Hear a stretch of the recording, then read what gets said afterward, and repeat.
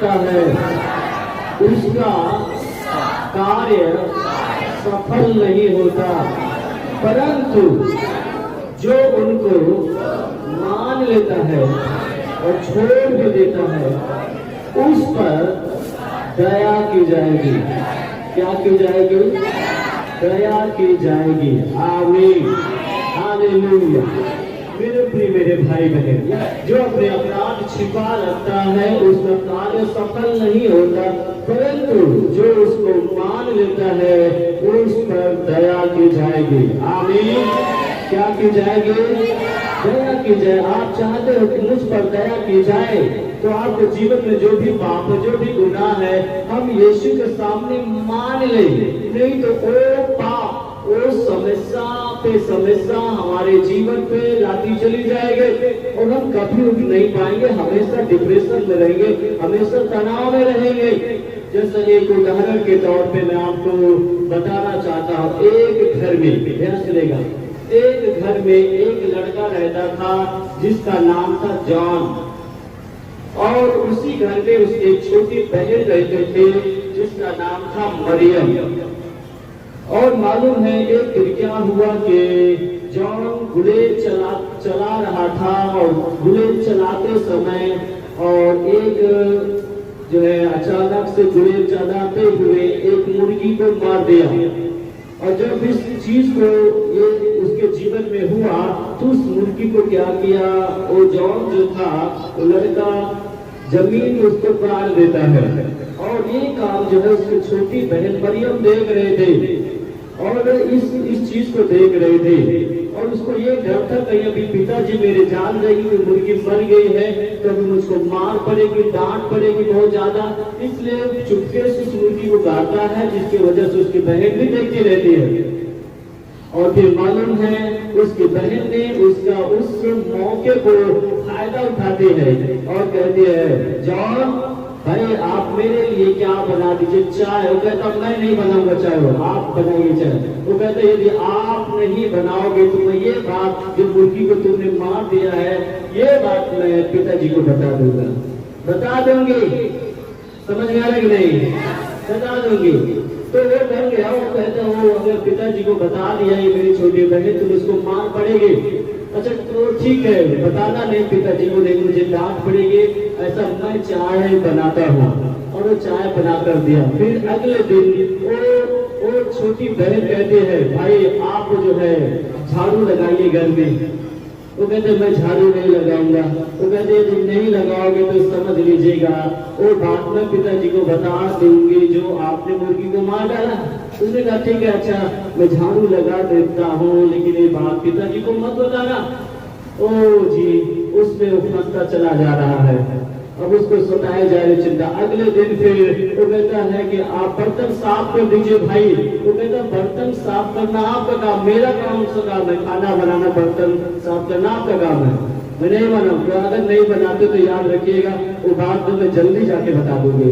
वो कहता है अच्छा ठीक है, बर्तन में भी साफ कर दिया करूंगा, खाना भी बना दिया करूंगा। इस वजह से वो दिन प्रतिदिन घुट घुट कर जीने लगा और कपड़ा भी साफ करने लगा। लेकिन वो सोचने लगा कि मैं बताओ यदि जो है एक गलती के खेता में रोज रोज इस समस्या में पड़ा हूँ और मुझे अब लगता है कि अब मैं अपनी बातों को, जो मैंने गुनाह किया, जो पाप मुझसे हो गया गलती, मैं अपने पिताजी के पास जाकर इस गलती को बता दूं और वो मुझे एक बार डांटेंगे, एक बार हो सकता मार पड़ेगी, लेकिन ये तो हर दिन हर समय ये मुझको जो है तड़पा रही है और ये बातें मुझको सहन नहीं हो रही है। ये तो मुझे रोज डांटती है, मुझे एक हिसाब से रोज मारती है। अब मैं एक ही बार कहना चाहता हूँ। और वो गया रोते हुए अपने पिताजी को सारी बातें बता दिया कि मुझसे बहुत बड़ी गलती हो गई है और रो रहा था। पिता उसको कहा ठीक है भाई, तो गलती तो किया है, तुझे पनिशमेंट तो मिलना चाहिए, लेकिन तू खुद रो रहा, जा मैं तुझे क्या किया, माफ किया, मैं तुझे क्षमा किया, जा अब ऐसा गलती नहीं करना। और उसके पिता ने उसको माफ कर दिया, खुशी के साथ आनंद के साथ उस रात को लेट पाया। और सुबह जैसे उसकी बहन बोलती ये काम तो करना है, तो वो बड़े उत्साह के साथ अब मैं तेरा काम हम नहीं करूंगा, क्योंकि मैं अपनी गलती को अपने पिता के सामने कबूल कर लिया, इनकार कर लिया। आमीन, हालेलुया। मसीह की एक गलती के कहता है उसको कितना मेहनत, कितना परिश्रम, कितना यात्रा को सह रहा हो, दुख को सह रहा। उसी प्रकार आज शैतान हमें मालूम है पापों में फंसा के रखा हुआ है, जिसके द्वारा हम दुखी रहते हैं, हम परेशान रहते हैं, हम निराश रहते हैं। आज शैतान पापों में हमको जकड़ के रखा हुआ है और हम यीशु के सामने आते नहीं है, यीशु के पास आते नहीं है, और हम अपनी गलती को छिपाते रहते, कोई जानने न पाए। और जो छिपाते रहते हो हर दिन घुट घुट कर वो जीता है, वो मरता है। मेरे प्रिय आज हमें इस बात को यदि मालूम हो रहा है कि नहीं, यदि पाप को यदि हम प्रभु के सामने मान लिया तो हमेशा के प्रभु हमें आजाद करेंगे, छुटकारा देंगे। आमीन। कितने लोग इस बात को समझ पा रहे हैं? हालेलुया।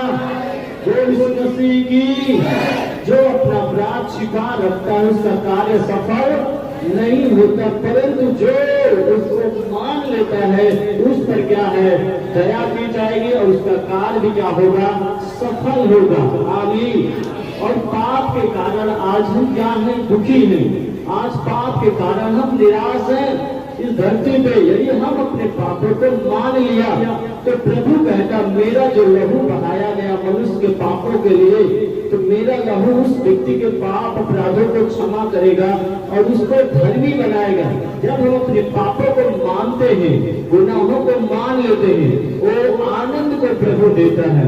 इस धरती पे हम खुशियों के साथ, आनंद के साथ हम जीवन को जिएंगे और उसके बाद कभी अनंतकालीन को जीवन को प्रभु हमें प्रदान करते हैं। आमीन।